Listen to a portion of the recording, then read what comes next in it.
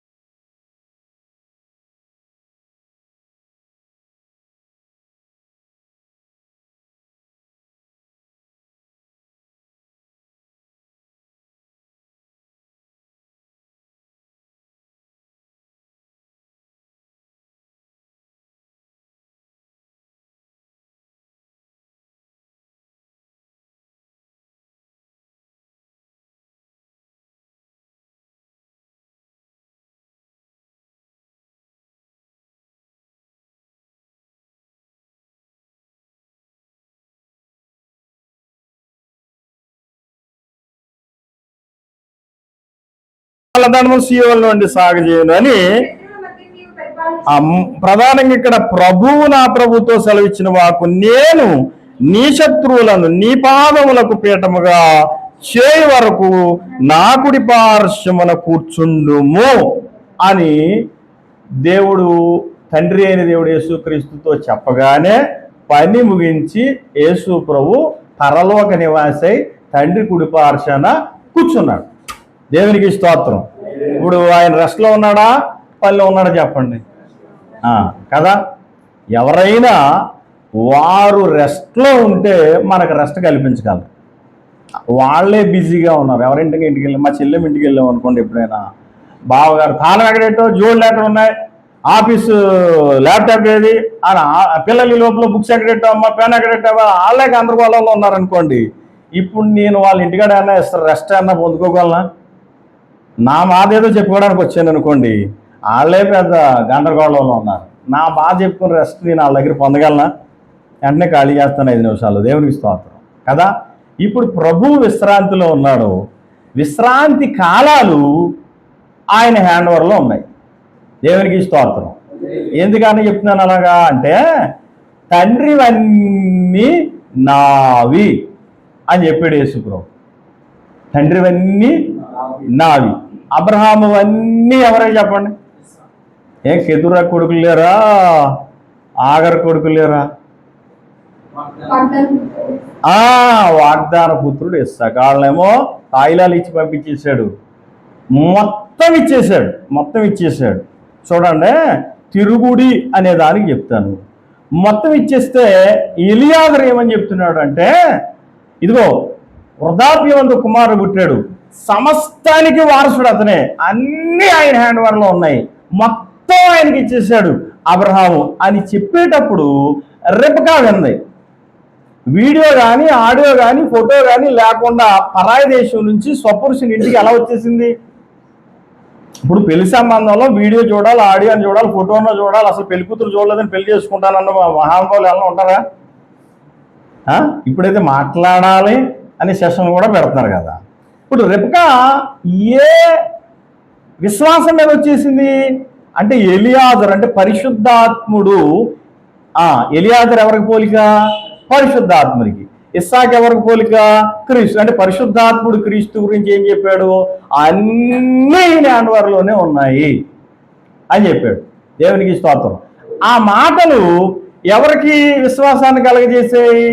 రెబెకాకి నమ్మకాన్ని, ఫోటోలు కానీ, వీడియోలు, ఆడియోలు లేని టైంలో ఈ మాటలు రెబెకాకి విశ్వాసాన్ని కలగజేసి. దేవునికి స్తోత్రం.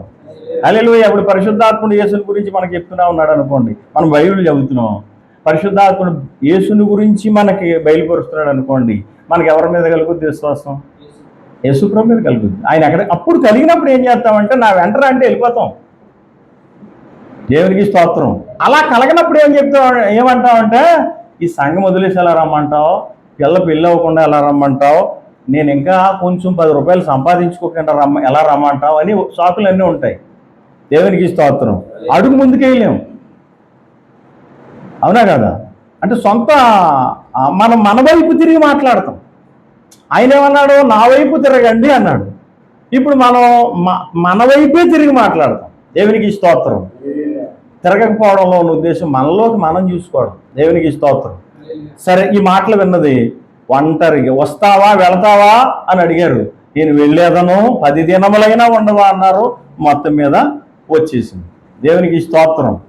ఇప్పుడు నేను అంటాను, క్రీస్తు కూడా స్వరక్తం ఇచ్చి సంపాదించుకున్నాడు. ఏమేమి సంపాదించుకున్నాడు?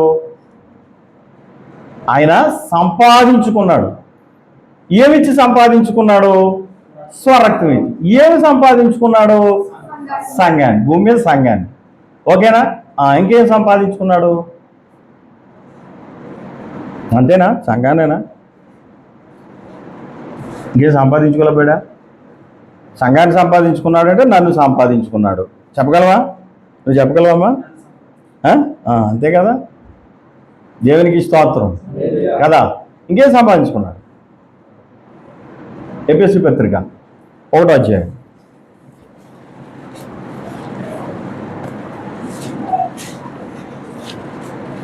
మొదటి అధ్యాయంలో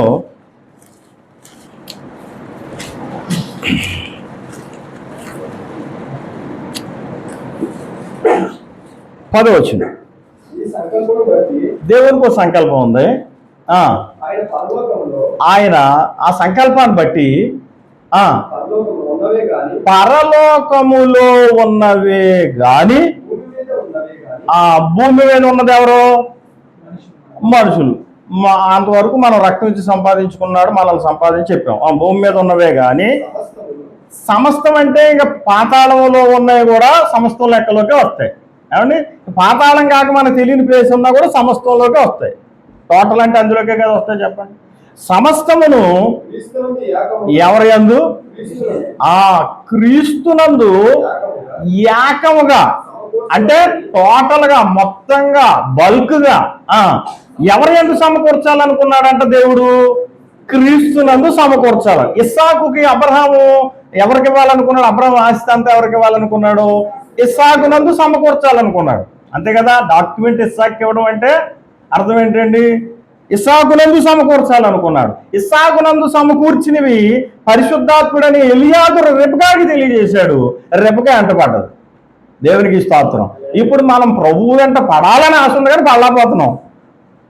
ఉందా లేదా ఆశ? ఎన్నిసార్లు మాట ఇచ్చుంటాం, నీకు ప్రేమికుడు అయిపోతాను, ప్రేమికురాలు అయిపోతాను, నీ వెంటే ఉంటాను. పాటలు కూడా పాడేశాం కదా, నీ వెంటే ఉంటానయ్యా అని పాడేశాం కదా. వాస్తవం అంటే జనరల్గా మాట్లాడతాను, ఫ్రెండ్లీగానే మాట్లాడతాను, ఏదో ఎద్దేవి చేయడానికి కాదు. కానీ ఉండగలిగావా, ఉండలేకపోయావా? ఎందుకు అంటే ఆ సమస్తం ఏంటో పరిశుద్ధాత్మ మనకు చూపెట్టడానికి ఇష్టపడుతున్నా, ఇప్పుడు ఆయన వైపు తిరగకుండా మన వైపు మనం తిరిగి మన వైపు ఉన్న వాటిని ఆయన చెప్తున్నాం. నా లోట్లు చెప్తున్నాను, ఆయన హైలైట్ చెప్తున్నాడు. అర్థమైందండి? క్రీస్తులో హైలైట్ ఏముందో పరిశుద్ధాత్ముడు చెప్తున్నాడు. నేను నా మైండ్ సెట్ ఎక్కడ ఉందంటే నా లోట్లు పరిశుద్ధాత్ముడికి చెప్పి క్రీస్తుకి చెప్పమన్నట్టుగా ప్రార్థన చేస్తున్నాను. నువ్వు క్రీస్తు మనసు ఎరిగినవాడు కదా పరిశుద్ధాత్ముడా, ఇగో నా భర్తీ చేయాల్సినవి ఇవి ఉన్నాయి కాబట్టి నువ్వు మరి రవాణా చేయి నా విషయాలని అన్నట్టుగా మనం ఉన్నాం. అంటే ఇప్పుడు ఎవరి వైపు తిరగలేదు మనం, ఎవరి వైపు తిరిగి ఉన్నాం? మన వైపు. దీన్నే అన్నారు అనుదిన చింత అన్నారు. దీన్ని ఏమన్నారు అంటే ఏనాటి కీడు ఆనాటిగా చాలన్నారు. రేపుడు కూడా ఉంచుకుంటున్నాం మనం. దేవునికి స్తోత్రం. ఈనాటి కీడు ఉందా లేదా? కీడు ఉంది. కీడు కలిగిన ప్రపంచంలో ఉన్నాం, దుష్ట లోకంలో ఉన్నాం, దుష్ట యుగంలో ఉన్నాం, దురవస్థలో ఉన్నాం, చెడ్డ ప్రపంచంలో ఉన్నాం, పాపిష్టి లోకంలో ఉన్నాం, కాలిపోయే ప్రపంచంలో ఉన్నాం కదా. ఇక్కడ నుండి ఎలా కాపాడబడుతున్నావు అంటే మనకు చేయబడిన వాగ్దానాల వల్ల కాపాడబడుతున్నాం. ఆ వాగ్దానాలు ఎలాంటివి అంటే క్రీస్తులో నిశ్చయములు, ఆమేన్, అవును అన్నట్టుగా ఉన్నవి. కాబట్టి ఈ దుర్భర లోకంలో కూడా వాగ్దానాల చేత కాపాడబడుతున్నాం. కాపాడబడుతున్న మనం ఆ కాపాడబడేదానికి కృతజ్ఞత చెప్పాల్సింది పోయి క్రీస్తులోనికి పరిశుద్ధాత్ముడు మనం చూపెడుతూ ఉండగా ఎలియాజరు ప్రయత్నం అంతా ఏంటి చెప్పండి? ఇస్సాకు ఎంత హైలైట్టో చెప్పడమే.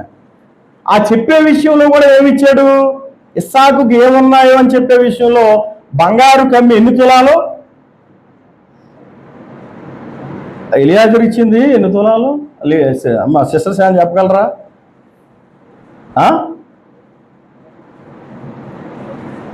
రెబెకాకి ఎలియాజరు పట్టుకెళ్ళాడు, గాజులు గట్ట పట్టుకెళ్ళాడు కదా.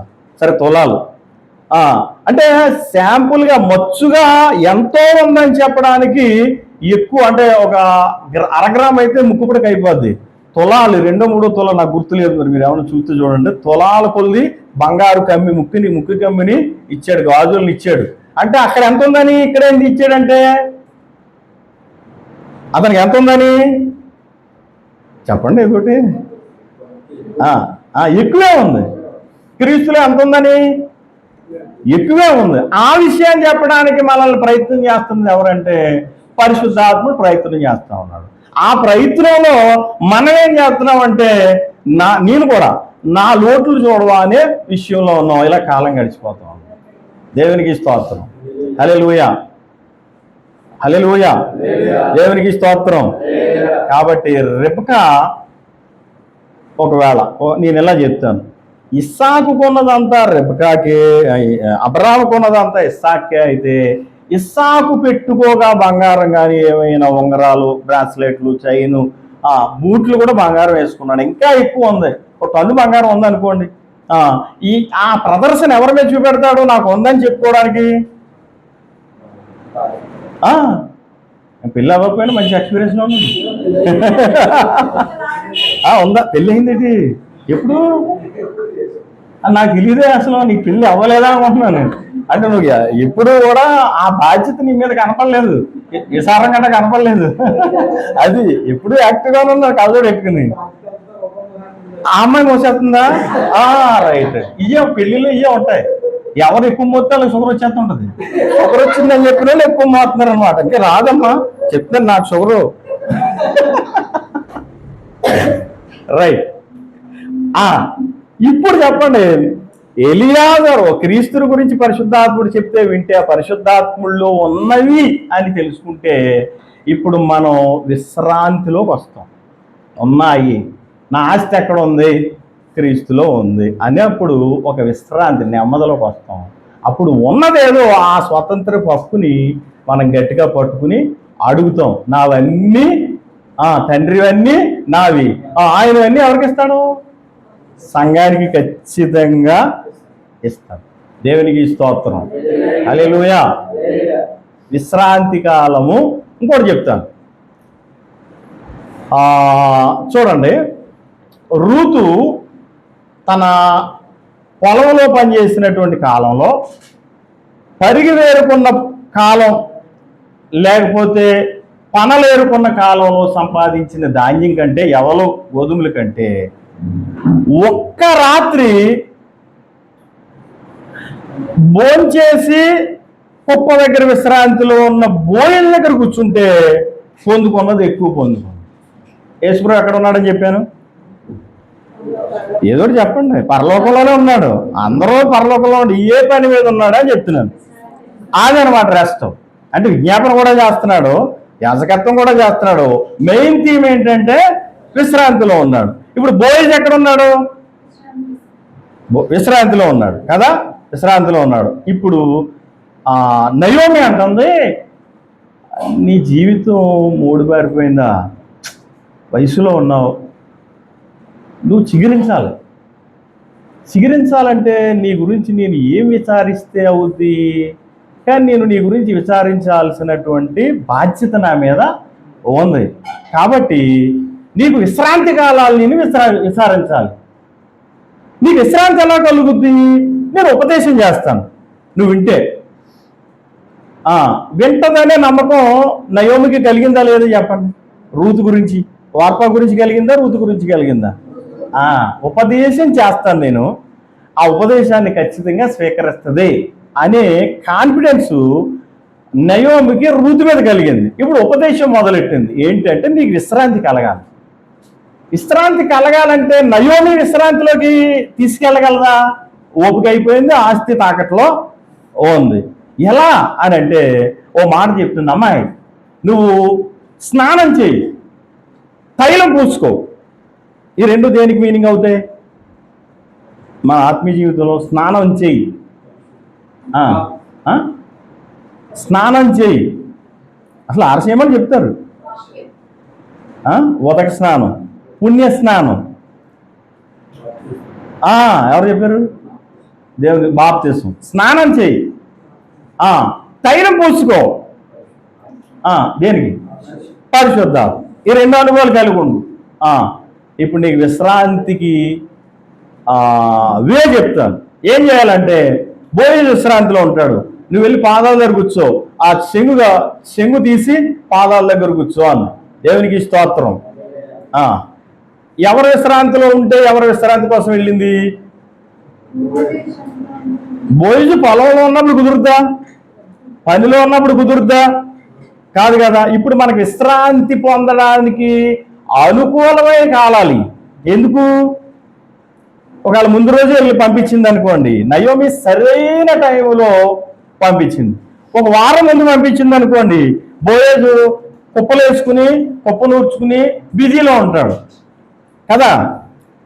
సరైన టైం వేచి వస్తుంది. ఈవిడికి విశ్రాంతి కలిగించాలి, నేను ఈవిడ ప్రయోజకు రావాలి, ఈవిడ చిగురించాలి, నా కోడలు, నా వంశం చిగురించాలి, నేను ఏదో చేయాలి అంటే ఎక్కడికి పంపిస్తే బాగుంటుందో అని ఆ విశ్రాంతి కాలాన్ని వేచి చూసింది. ఇప్పుడు సంఘానికి నేడు అనే దినం జరుగుతుంది. దేవునికి స్తోత్రం. ఇంకా రేపు అనేది వచ్చేస్తుంది. ఇంకా ప్రభువు దినం అనేది రాబోతుంది. ఇప్పుడు జరిగే కాలం ఏంటంటే నేడు అనే దినం జరుగుతుంది. దేవునికి స్తోత్రం. నేడు అని వాగ్దానం చేయబడిన దినం జరుగుతుంది. దాన్ని ఏమంటారంటే యేసుక్రీస్తు విశ్రాంతిలో ఉన్న దిన కాలము అంటారు. ఈ విశ్రాంతిలో ఉన్న కాలంలో మనకు విశ్రాంతి కాలాలు అనుగ్రహించబడతాయి. మనం చేయాల్సింది ఆయన వైపు తిరగడమే. దేవునికి స్తోత్రం. హల్లెలూయా. స్నానం చేసింది, తైలం పూసుకుంది, ఆ పాదాల దగ్గర కూర్చుకుంది, ఎవరు అన్నాడు సో అని చెప్పింది, వచ్చింది, నీ పని ఎట్లు జరిగింది అని అడిగింది. ఇలా జరిగింది అత్తగారు అన్నది. ఆ బోయజు నేడు నీ పని జరిగిస్తేనే కానీ ఊరుకునేవాడు కాడు. దేవునికి స్తోత్రం. బోయజు ఎలాంటి వాడు? నేడు నీ పని జరిగిస్తేనే కానీ ఊరకున్నాడు. యేసుప్రభు ఎలాంటి వాడు చెప్పండి? వాగ్దానం చేస్తే నమ్మదగిన వాడు. నేడు చేస్తాడా రేపు చేస్తాడా?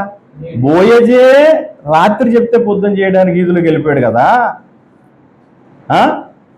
పొద్దున పిలిచాడు ఎవడన్నా చెప్పండి? ఒకడు పిలిచాడు, అబ్బాయి నువ్వు సమీప బంధుడివి, మరి అన్న ఇడిపిస్తామన్నాడంట. ఇడిపిస్తామంటే రూతుని చూశాడు, 10 ఏళ్ళైనా పెళ్ళి అందంగానే ఉంది, విడిపిస్తానండి అన్నాడు. కానీ బోయి నడిపించడు, రూతు నడిపించడే కాదయా, ఆ తాకట్లో ఉన్న పొలం స్థలం కూడా నడిపించాలంటే అమ్మో నీ లాస్ అయిపోతానేమో అండి అని పక్కకి వెళ్ళిపోయాడు. నిన్నేమంటామంటే అది పేరు రాయలేదు, మతం అంటాం. మతం అది క్రిస్టియన్ మతం అయినా కూడా మనం విమోచించలేదు. మతం అంటే ఒక ట్రెడిషన్, రావడం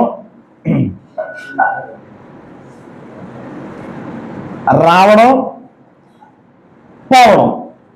మత బోధ కూడా ఎలా ఉంటుందంటే మీరు పరలోకం వెళ్ళడానికి పని చేయాలి అనేలా ఉంటుంది. మత బోధ ఎలా ఉంటుందంటే మీరు పరలోకం వెళ్ళడానికి పని చేయాలి అని ఉంటుంది. పరలోకం పని చేయాలా, పని చేయకూడదా అనుకోవచ్చు మీరు. అసలు మనల్ని పరలోకం అంటే రక్షించడానికి, మోక్షానికి పంపించడానికి కావలసిందంతా యేసుప్రభు చేశాడు. ఇప్పుడు మనం దేనికి పని చేయాలంటే బహుమానాల కోసం పని చేయాలి. నీతిని ఎలా ఇచ్చాడు మనకి? నీతిని ఎలా ఇచ్చాడు యేసుప్రభు? కృప ద్వారానే. ఎలా ఇచ్చాడు? ఏ బేసిక్స్ మీద ఇచ్చాడు? ఇప్పుడు మతంలో నీతి కలగాలనుకోండి, అన్నవరం, తిరుపతి, తలుపులంలో ఒకటి వెళ్తాడు. అన్నవరం ఒక ఈఎంఐ అనుకోండి, తిరుపతి లేకపోతే తలుపులం ఒక ఈఎంఐ అనుకోండి, ఇలా ఈఎంఐలు కట్టుకుంటూ వెళ్తాడు. ఏ ఈఎంఐ దగ్గర ఉన్న అప్పు తీరిపోయింది అనుకోండి వెనక్కి వచ్చేస్తాడు కదా. ఎక్కడో అప్పు తీరలేదు కాబట్టి ఎక్కడికి వెళ్తాను అనుకుంటాడు. ఈ ఈఎంఐల్లో ఎప్పుడు అప్పు తీరదు, వాడి పాపలను తీరదు. తీరితే అన్నవరం తీరితే అప్పుడు వెనక్కి వచ్చేస్తుంది, తలుపులం లోకి వెళ్ళకుండా. కాశీ దాకా వెళ్తాడు. కాశీ వెళ్ళాక ఏమన్నా బాధ అంటే రామేశ్వరం వెళ్ళినా శనేశ్వరం తప్పదని వాళ్ళు అంటారు. కాశీలో పండితులు ఏం చెప్తారు అనుకుంటారు? నీకు శనేశ్వరం ఉందనుకో, ఎన్ని తిరిగి వచ్చావు నువ్వు, రామేశ్వరం లేకుండా శనేశ్వరం బాధరా అంటాడు. దేవునికి స్తోత్రం. మరి క్రీస్తులు ఎలాగా? ఇప్పుడు సంఘంలో మీరు పరలోకం కోసం ప్రయాసపడండి, పరలోకం కోసమే మీరు ఏదైనా చెయ్యండి అన్నారు అనుకోండి, పరలోకం కూడా ఈఎంఐల పద్ధతిలో వస్తుందనే కదా. ఆలోచించండి. పరలోకం కోసం పనిచేయండి అన్నాం అనుకోండి, పరలోకం ఏ పద్ధతిలో వస్తుంది మనకి? ఈఎంఐల పద్ధతిలో మనం చేసిన దాని మీద ఆధారపడి వస్తుంది. కానీ నిజానికి పరలోకానికి వెళ్ళే నీతిని యేసుప్రభు ఎలాగిచ్చాడు? నమ్మిన వారికి ఉచితంగా యేసు రక్తం నందలి విశ్వాసం ద్వారా ఉచితంగా ఇచ్చాడు. దాన్ని ఏమన్నారంటే నీతి దానం. నీతిని దానంగా ఇచ్చాడు. అంటే వాళ్ళు కట్టే ఈఎంఐలు అన్నీ ఆయన కట్టేసి, మతంలో కడతానన్న ఈఎంఐలు ఆయనే కట్టేసి, ఇదో దానం అని పత్రం ఇచ్చేసాడు. ఆ ఈఎంఐలు అప్పు తీరిపోయిన రుణపత్రాన్ని మన చేతులు పెట్టేశాడు. దేవునికి స్తోత్రం. ఇప్పుడు మనం పవిత్రులు అవ్వడానికి పరిగెడుతున్నామా, లేకపోతే నీతిమంతులు అవ్వడానికి పనిచేస్తున్నామా? ఈవేళ ఈ రాత్రి చేసే ప్రార్థన నీతిమంతులు అవ్వడానిక, నీతిమంతులం కాబట్టి విశ్వాసం ద్వారా జీవించడానిక? కొంచెం ఆలోచిస్తూ వినాలి మీరు.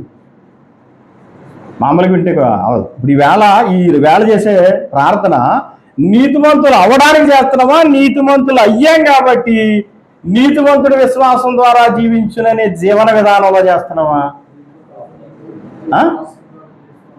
రెండు చెప్పారు నాకు.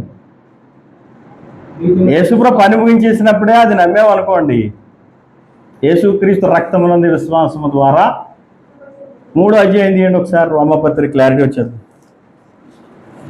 అంటే వివాదాంశంగా కూడా ఉంటుంది. మరి ఇది అర్థం అవ్వకపోతే ఇంత సులువా అన్నట్టు ఉంటుంది. 3వ అధ్యాయం 3వ అధ్యాయంలో 24. కాబట్టి నమ్మువారు ఎవరి కృప?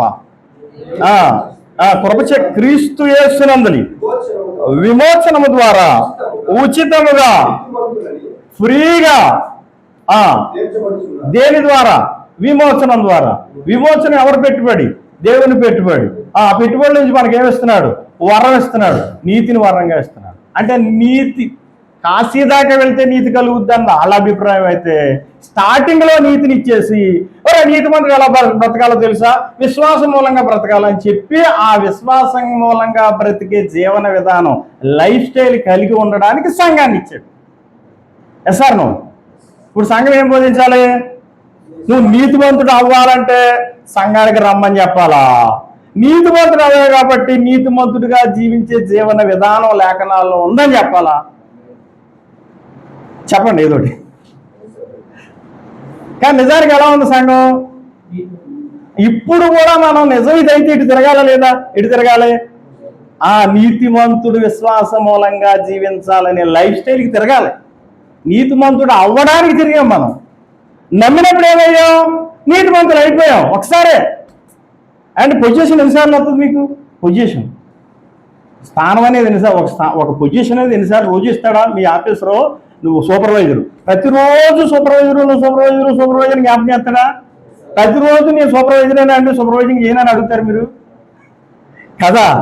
అంటే మనం మళ్ళా ఇటు తిరుగుతున్నాం అంటే నేను సూపర్వైజరేనా, నా స్థానం ఇదేనా, అది నిజమేనా కన్ఫర్మ్ చేసుకుంటాను కాదు, ఒకసారి వస్తుంది. పాపైన స్థానం ఎన్నిసార్లు వచ్చింది? పాపైన స్థానం ఎన్నిసార్లు వచ్చింది ఆదాములో?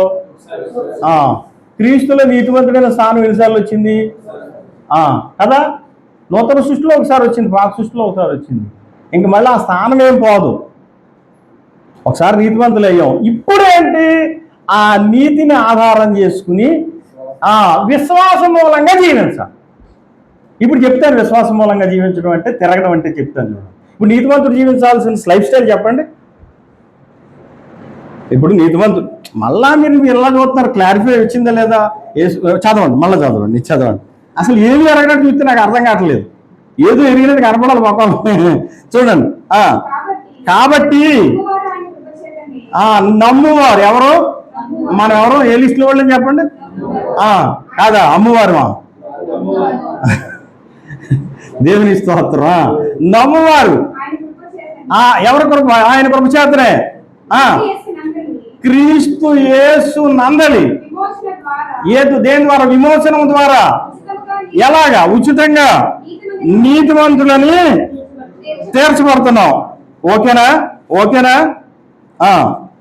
పూర్వం చేయబడిన పాపాలు, పాత బాకీ సంగతి ఏంటండి అని అడిగాం. ఉపేక్షించాను అన్నాడు. ఉపేక్షించడం అంటే వదిలేశాను. బ్యాంకులు కొట్టేస్తే రుణాలు. ఆ కింగ్ ఫిషర్ ఎవడో ఉన్నాడు కాదు, ఎంత కొడిశారు? కోట్లు చాలా మంది కొడిశారు. అలాగా ఉపేక్షించాను. పూర్వం చేయబడిన పాపాల సంగతి ఏంటండి? వేళ నమ్మాను మిమ్మల్ని, మీ రక్తాన్ని నమ్మాను, మీరు చనిపోయారు, సమాజం చేయబడి తిరిగి లేచారు నమ్మాను, నువ్వు ప్రభువుని నమ్మాను. మరి నా సంగతి ఏంటంటే పాత కొట్టేశాను, ఇప్పుడు నీతిమంతుడు అన్నాడు. ఎంత నీతిమంతుడో చెప్తాడు చూడండి కింద. క్రీస్తు యేసు రక్తం విశ్వాసం ద్వారా ఆయనను కరుణకు ఆధారంగా బయలుపరిచాడు. కరుణకు ఆధారం ఎవరు చెప్పండి? క్రీస్తు ప్రభు. అంతే. కరుణాధారంగా అంటే కరుణాపీఠం ఎవరు చెప్పండి? క్రీస్తు ప్రభు. దాని కింద ఉన్నది ఏదో చెప్పండి. కరుణాపీఠం కింద ఏమున్నాయి? కాదు. ఆహారం చిగురించిన కర్ర మన్నగల పాత్ర, రాతి పలకలు. దానికి ఇది పైన ఉందా, అది పైన ఉందా? కరుణ పైన ఉందా, ధర్మశాస్త్రం పైన ఉందా? ఒకప్పుడు పైన ఏది ఉన్నాయి పాత నిబంధనలో? ధర్మశాస్త్రమే పైన ఉంది. కానీ కృప వచ్చాక కరుణ పైకి వెళ్ళిపోయింది, ధర్మశాస్త్రం కిందకి వెళ్ళిపోయింది. దాన్ని తొలగించకూడదు, తీయకూడదు, కదపకూడదు. కదిపితే ఎవడో చచ్చిపోతాడు. దేవునికి స్తోత్రం. అందుకే దాన్ని ఎలా మోయాలంటే భుజాల మీద, ఎద్దుల మీద పెడితే పడిపోతే ప్రమాదం.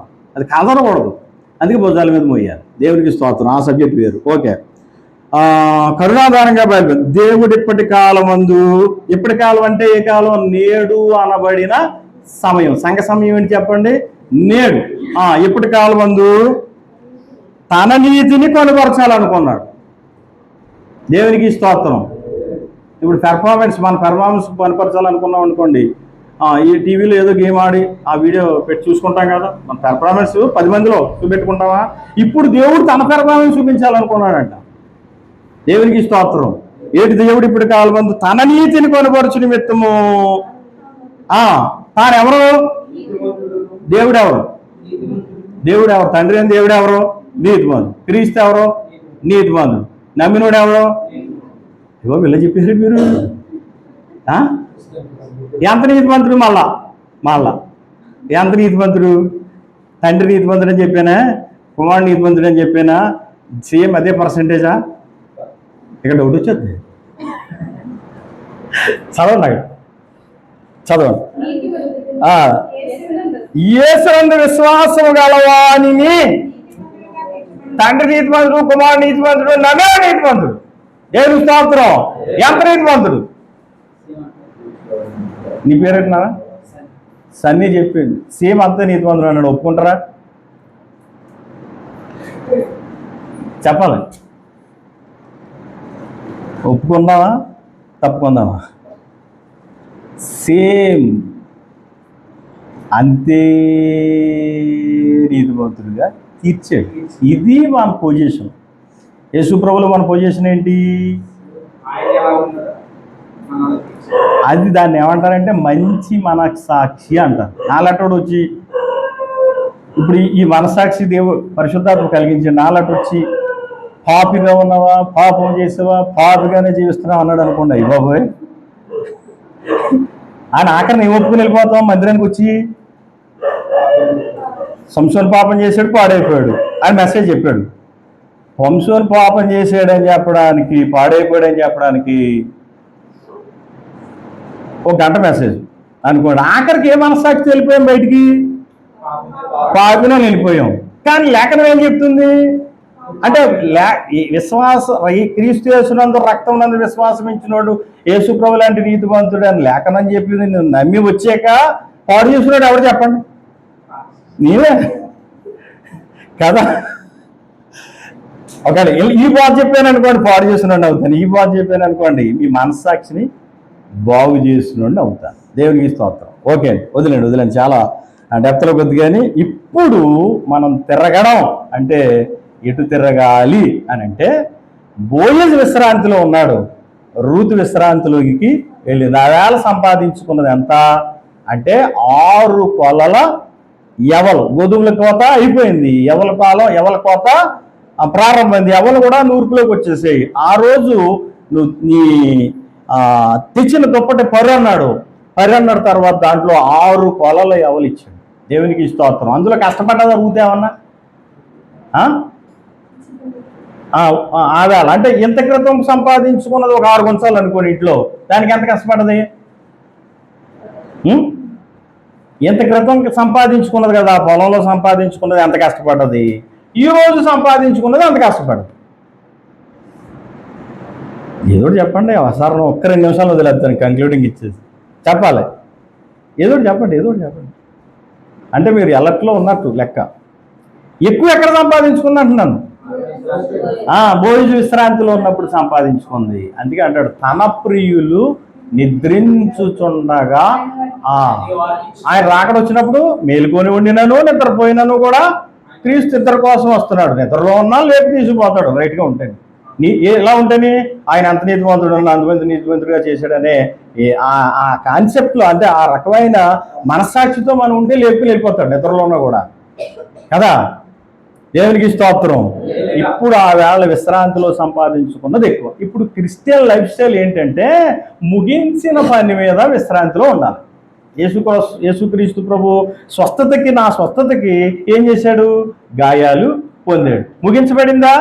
ముగించబడింది అన్న దాని మీద కూర్చుని వాళ్ళు విశ్రాంతిగా ఉండాలి. నేను పేదవాడినా, నా పేదరికం తీసేయడానికి ఆయన ఏమయ్యాడు? దరిద్రుడు అయ్యాడు. ముగించబడిందా పని? ఇప్పుడు నేనేం చేయాలి? కలదొక్కేసుకోకూడదు. నేను చేయాల్సిందేమీ లేదు, నమ్మాలంతే. నమ్మి విశ్రాంతి ఫ్రీగా కూర్చుని జరిగింది నా కోసం పని, దేవుడు ఆ విశ్రాంతి కాలం నాకు విడుదల చేస్తాడు అని నమ్మకం మీద నిలబడితే ఆ కార్యం, ఆ విశ్రాంతి మనకి గాలిలా వచ్చి మన మీద వీచి వెళ్ళిపోతుంది. దేవునికి స్తోత్రం. అంటే ఒక ఆయన జరిగించిన పనిని రక్షణ ఎలా వచ్చింది? నేను జరిగించిన పని నమ్మితే వచ్చిందా? లోకస్తులందరూ ఏమనుకుంటున్నారు? రక్షణ కలగడానికి నేను జరిగించాలి. పంతులు గారు కూడా ఏం చెప్తున్నాడు? ఎవరు చేసుకుంటే చేసుకున్న వారికి చేసుకున్నంత అన్నాడు. కానీ నేనేం చేశాను? రక్షణకి చేసిన వాని పని మీద నమ్మకం ఉంచాను, రక్షణ కలిగింది. అలాగే మిగతా ఏం కలగవా? ఆ విశ్రాంతిలోకి రావాలి. దేవునికి స్తోత్రం. హల్లెలూయా. ఇంకా తిరగడం అంటే ఏంటంటే చూడండి, యేసు ప్రభువు ఏమేమి సంపాదించుకున్నాడు అంటే సమస్తం పాతాళానికి వెళ్ళాడు. తాళపు చెవులు, మరణం ఎక్కువ పాతాళం ఎక్కువ తాళపు చెవులు తెచ్చాడా లేదా? తెచ్చాడు. పరలోకానికి తన స్వరక్తంతో వెళ్ళిపోయాడు. పాత నిబంధన యాజకులు అందరూ ఛాయలో చేశారు, ఛాయా మందిరంలో చేశారు సేవ. అదే పండగలా చేశారు, అదే నిజమైనట్టుగా చేశారు.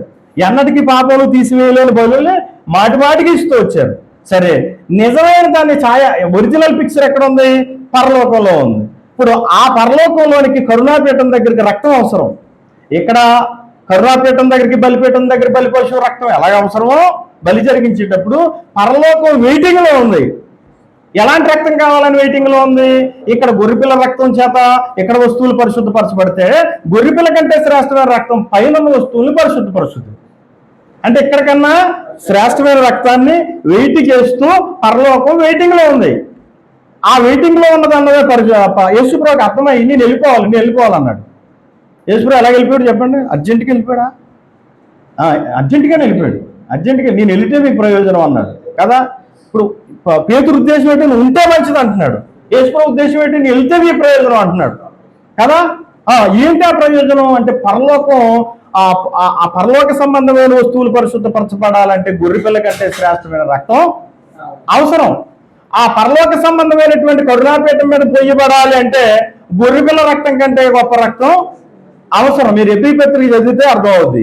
ఇప్పుడు ఆ రక్తాన్ని, తన స్వరక్తాన్ని తానే పట్టుకుని కరుణాపీఠం దగ్గరికి వెళ్ళిపోయాడు.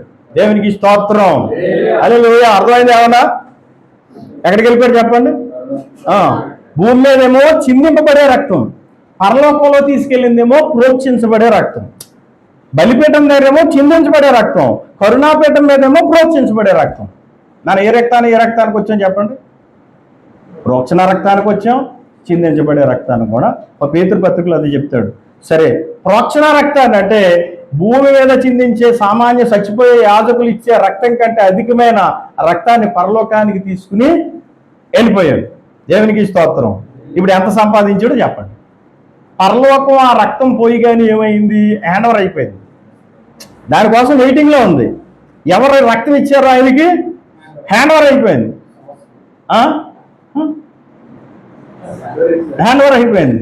ఓకే, ఎవరైతే మరణించారో, మరణం చేత ఓడించారో, మరణం ఏమైంది? తాళపు చెవులు చేతులకి ఇచ్చేసి ఈలోగా ఏం చేశాడు? మనల్ని సంపాదించేసుకున్నాడు. దేవునికి స్తోత్రం. ఇప్పుడు ఏదేమి అంతా ఎన్నో ఉంది. అంబానీకి సొంతం ఉందని చెప్పగలవా? అంబానీ కోటేశ్వరుడే కదా. ట్రంప్కి ఉందని చెప్పాలి సార్, చెప్పొచ్చా? ఇంకా అపర కోటేశ్వరుడు ఎవడో ఉన్నాడు కదా, హెలిన్ మాస్కా.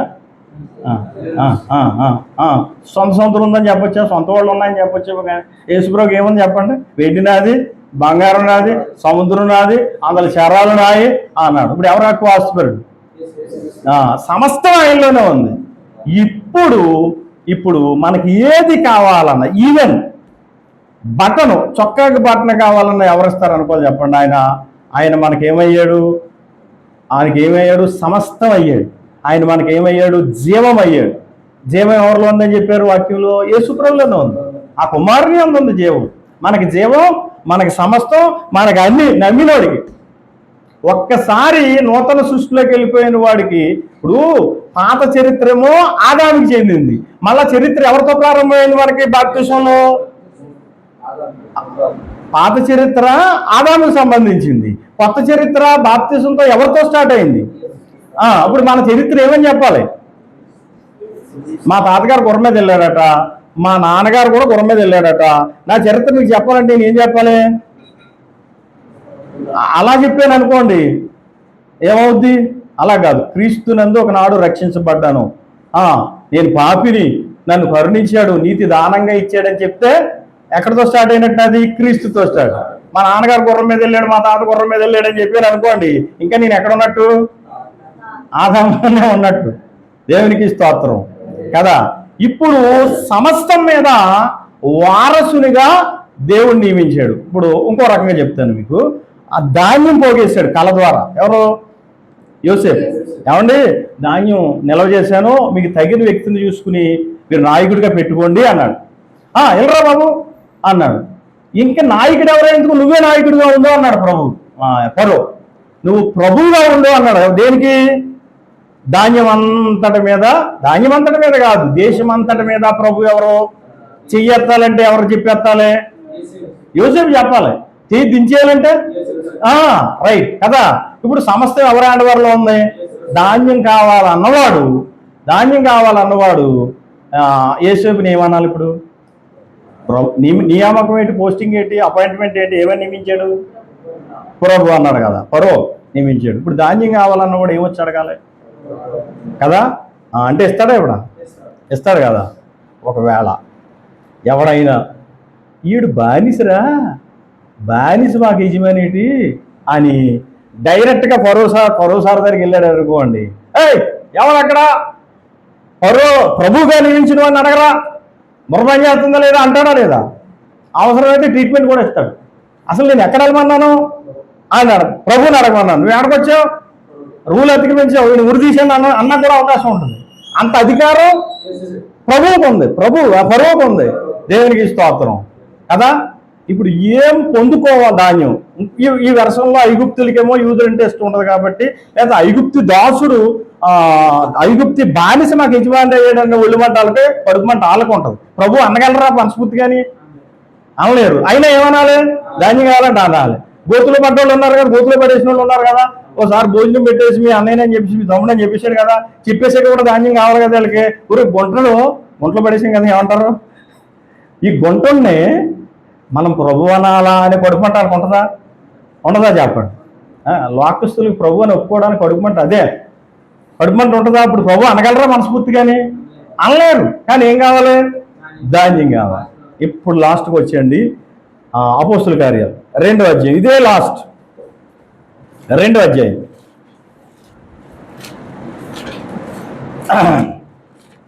2వ అధ్యాయం తీసారా? 2వ అధ్యాయంలో హల్లెలూయా.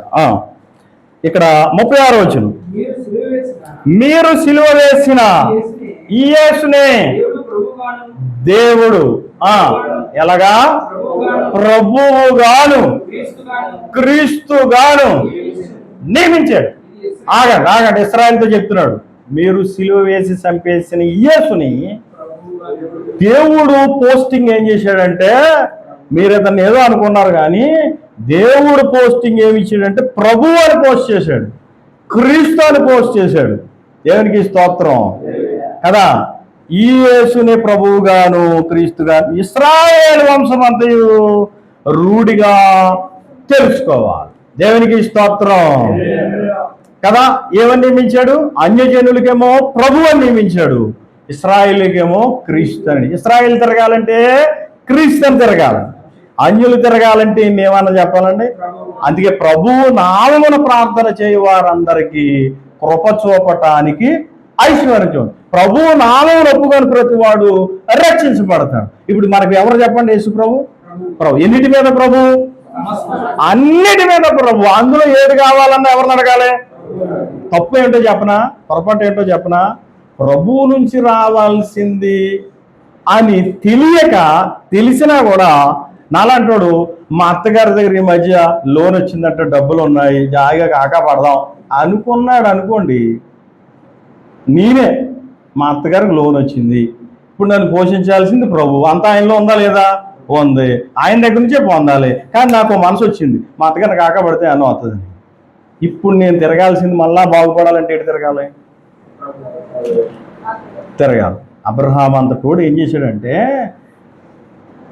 పెళ్ళేమో శారాతో చేసుకున్నాడు, పిల్లలేమో ఆగర్తో కన్నాడు. ఎటు తిరిగింది మనసు? మళ్ళీ ప్రభు ఏమన్నాడు, దాన్ని పంపించే పిల్లలనే నువ్వు నిందారహితంగా ఉండు అన్నాడు. దానికి అర్థం ఏంటంటే శారాతో ఉండని.